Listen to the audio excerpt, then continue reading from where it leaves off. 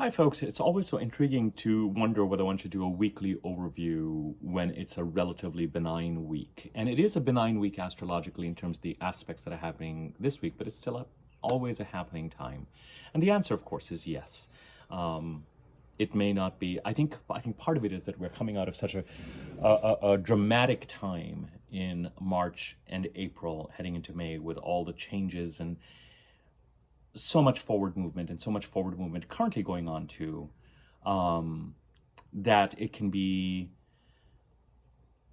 one can get hooked onto the drama, and particularly the astrological drama and what is being put onto YouTube, for example, and what we are watching on YouTube. I, for example, can get very hooked onto certain types of political commentary or intuitives who are going to talk about what's going to happen. And somewhere I have to reflect, and this is not a reflection on their work or what they're putting up there, but it makes me think about,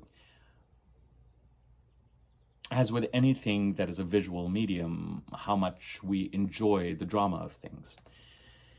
With that said, let's go into the aspects and the energy of this week, because it is in its own way, number one, this is the second of 2 weeks where eclipsy changes could occur, or where it is that the North Node solar eclipses in Aries have been trying to move you towards since March, April of 2023, it might become clearer about what that direction is and what that expansiveness is and how things are moving you forward and where they're headed and where the carrot at the end of the stick kind of led you to move towards, and all of that good stuff. So it's still an important and a dramatic week, especially because at the end of this week, as we head towards June the 9th, we have, on the 5th, Venus moves into Taurus. On the 8th, Mercury moves into Cancer. But then on the 9th, Jupiter moves into the sign of Cancer. And by the end of this week, I think the groundbreaking nature of the North Node solar eclipses in Aries will be done. Now, we will continue to feel the effects of that solar eclipse in Aries for another 3 or 4 months, and that's fine. But the Pisces Virgo eclipses will really take over by the time we get into July. And so energetically, it's still an important and a big week. Now, certain longer-term heavier transits are still exercising their influence. We still have to clean up what we need to clean up in the Pisces part of the chart till February of next year. And this is a year when Saturn and Neptune and Uranus kind of make their dips into the next signs and then come back into the current or the old signs. For Neptune and Saturn, that's Pisces. For Uranus, that's Taurus. Until next year, they really switch over. So things are shifting. A cycle is coming to an end this week, hopefully quietly for a lot of us, but may not be that quiet for others. And also when it's eclipse-related weeks for me, and I say eclipse-related weeks because I always find that 2 months after a solar eclipse, so the week before and after May the 29th, because the new moon solar eclipse in Aries was on March the 29th, could carry events that are eclipse related. So always kind of keep an eye out also for some of you for information about mortality, the mortality of others. You get news about someone being ill in some way, or the veil sort of gets thin with the eclipses with regard to people in situations being eclipsed in and out of our lives. But the number one thing this week, I wouldn't there's nothing wrong with reflecting on the journey that you've been on since March, April of 2023, pointing to the Aries part of your chart and what that has really meant and what that journey has meant. And for those of you who are members, I, of course, have done a video on the new moon solar eclipse in Aries for each of the rising signs, so you can always look at that. Let's do my housekeeping now. 3 ways to engage with me, the free content on this website, $6.99 a month memberships for rising sign specific content currently. I say currently because the idea is to kind of put some sort of astrological education, information, content there as well. And then, of course, you can get a personal reading with me, and the link for memberships and the email address you can reach me at if you're interested in a personal reading with me are put in the description box below. So you can use that. This week, here are the changes that are occurring, or the transits that are occurring, or the aspects that are becoming exact. On the 5th of June, Mercury squares the nodes. Mercury is in Gemini, the North Node is in Pisces, the South Node is in Virgo. And on the same day, on the 5th, Venus comes into the sign of Taurus. And on the 8th, Mercury conjuncts Jupiter in Gemini, and then the very last degree of Gemini, and then moves right into the sign of Cancer. Now, even though the 9th is technically next week, followed one day later by Jupiter coming into the sign of Cancer. So the prime mover this week is Mercury, because out of the 4 things that I mentioned, 3 of them concern Mercury. Mercury squares the North and the South Node on the 5th, Mercury conjuncts Jupiter on the 8th, and Mercury moves into Cancer on the 8th. And the only non-Mercury thing that is occurring is Venus enters into Taurus on the 5th.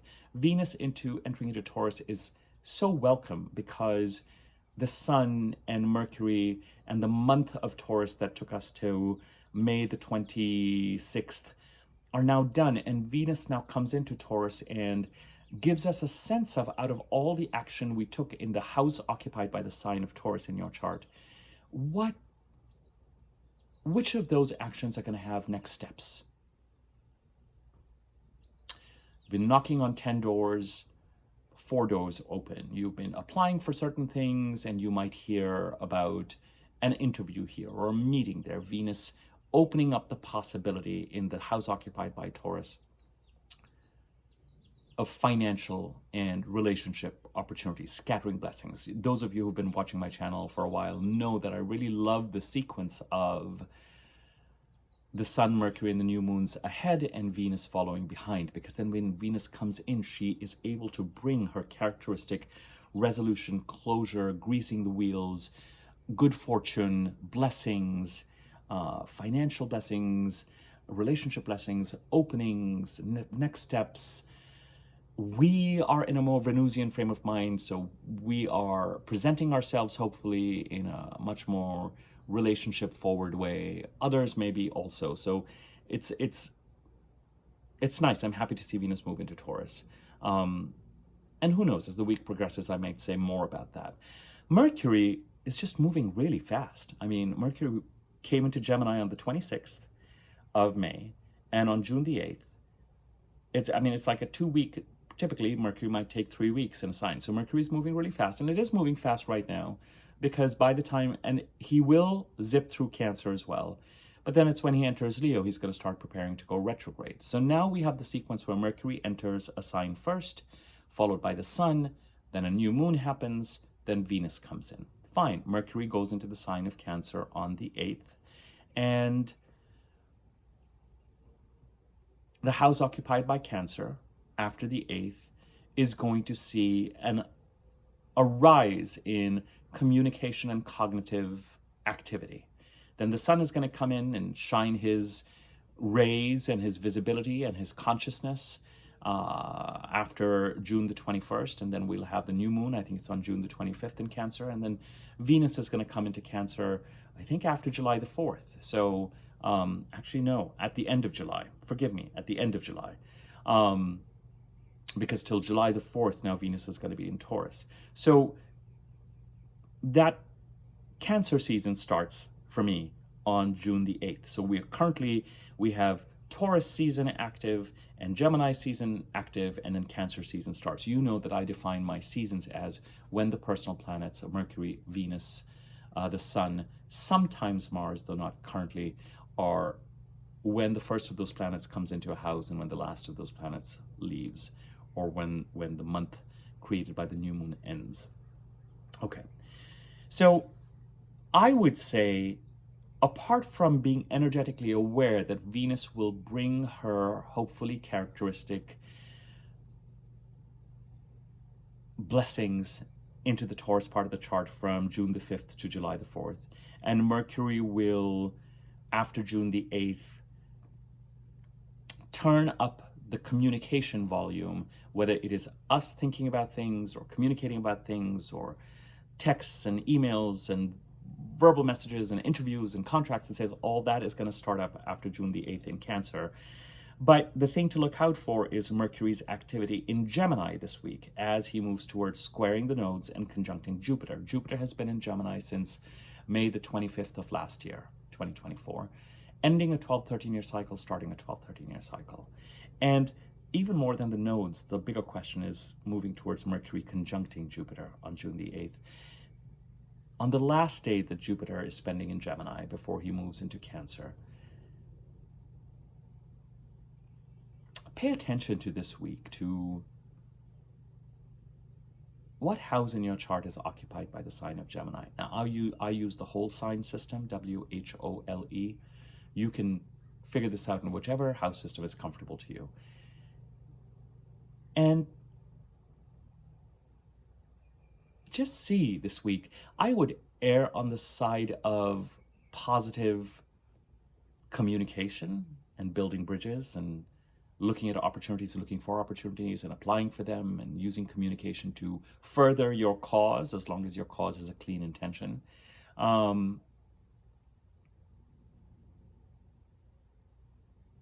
Because you might get a signal this week with regard to what Jupiter is ending and how Jupiter is creating that auspicious new beginning in the Gemini part of the chart that it's been working towards over the last 12, 13 months.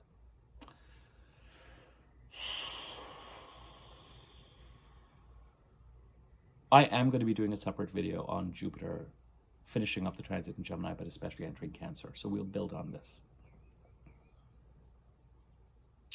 But invitations, conversations, who are you meeting? What has ended in the Gemini part of the chart? What openings have been created? As I say, Jupiter goes into a house or starts transiting a house for 12, 13 months, says that piece of furniture needs to be removed, creates the blank space for it to be replaced. Sometimes the replacement comes in, sometimes the brochures are open and you're doing research on the replacements, sometimes the replacement is on its way, but the important thing is that the space is created for an auspicious and more aligned new beginning. And Jupiter cycles have their own story. They have their own arc. So wherever Jupiter is transiting, he is in conversation with the compass that you set for yourself the last time Jupiter was transiting your 9th house. Now, I know I'm saying a lot, and I'm saying a lot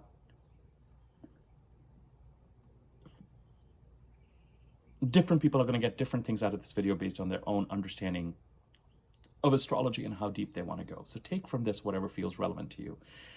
Communication, invitations, interviews, meetings, being out and about, commuting, being busy, transactional.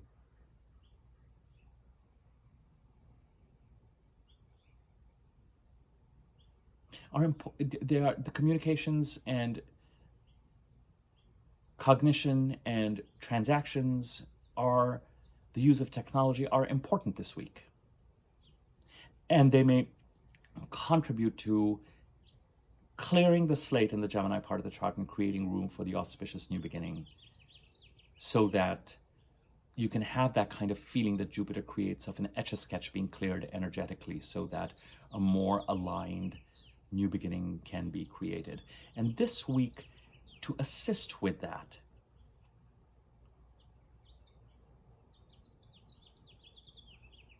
you are to pay attention to two things, not only communications that are going on around you and communications that come towards you, but also communications that you participate in and set in motion.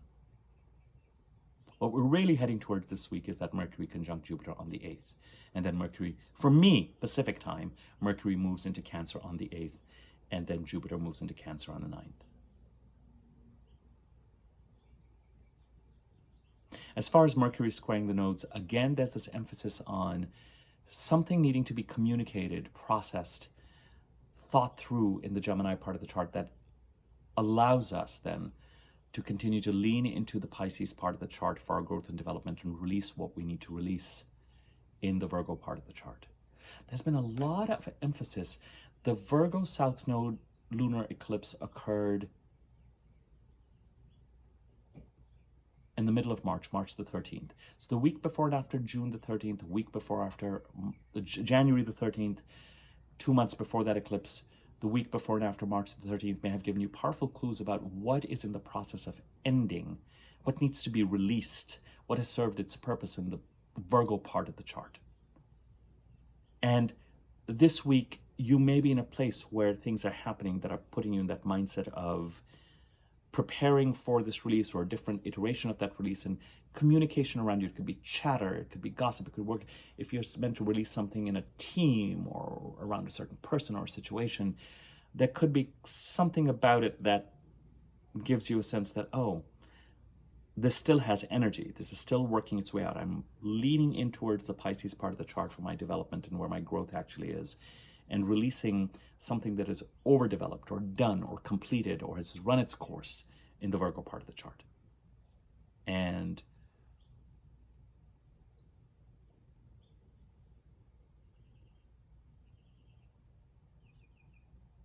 paying attention to interactions and communication and chatter, and it doesn't even have to be communication that's directed towards you.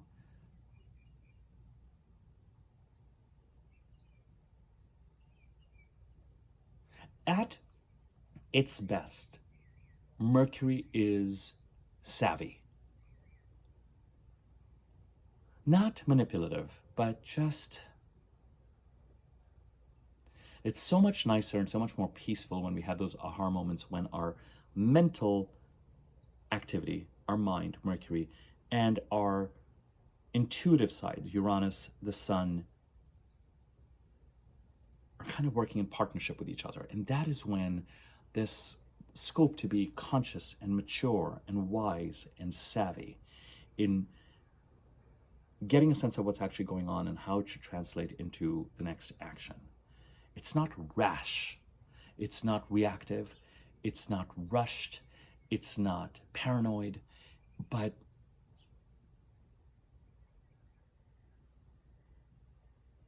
you might pick up on things that contribute to the sense of what is it in the Virgo chart that needs to be released that'll allow me to lean into. Because remember, as we go into the next two eclipses in September, we're going to have a lunar eclipse in Pisces and a solar eclipse in Virgo.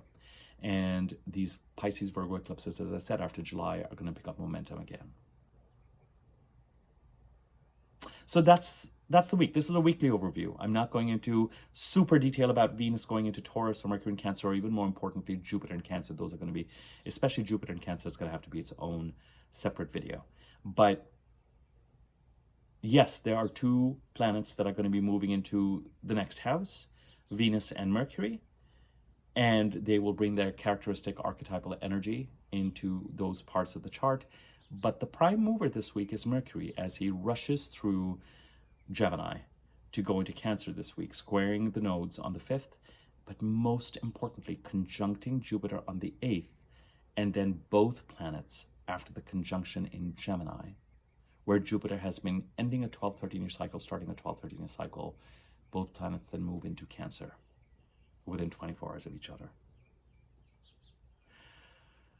All right, my darlings, I will leave it at that. There's more to follow, and there's more, content to come, and blah, blah, blah, blah, blah, blah, blah, blah, blah, blah, blah. Expect the energy, and I hesitate to use the word intensity. I mean, the full moon is on the 11th. So, but by the time we get to this weekend, I think we will have more energy. The moon is growing. It is no longer dark or just a crescent. So we should expect the pace to increase as we head towards the 11th. Yeah, I think that's the important thing to say. All right, I will leave it at that. And here's to relatively benign weekly overviews that don't stress us out. But just keep in mind that we'd still, by the end of this week, and by June the 8th or 9th, there's a kind of an arc that is coming to a close. And we've been feeling more and more of our energy going towards creating the future we want, rather than dealing with past issues, although those past issues have not left us alone. So just kind of watch for the odd event that feels like, oh, here's that tectonic shift, or something that is bigger than the mundane, because it is 2 months after the solar eclipse, and it's the second week for me, the week before and after May the 29th, that could still make us very conscious of those new moon solar eclipses that we've had since April of 2023 and April of 2024 and March 29th of 2025. All right. If you found this video useful, feel free to share, or my channel, Fred, feel free to share the information about the channel. Subscribe to my channel if you haven't already. Next to the subscribe bell icon, when you subscribe, you'll be given the option of clicking the wiggly bell on top. You'll be notified that way whenever I do new videos. You can contribute to the channel by using the thanks button or donating. Information on donations is in the description box below. You can contribute to the channel for free by liking the video or commenting on it if you feel so inclined, because those give the video greater circulation on YouTube. Thank you for your support, and I will see y'all soon. Thanks.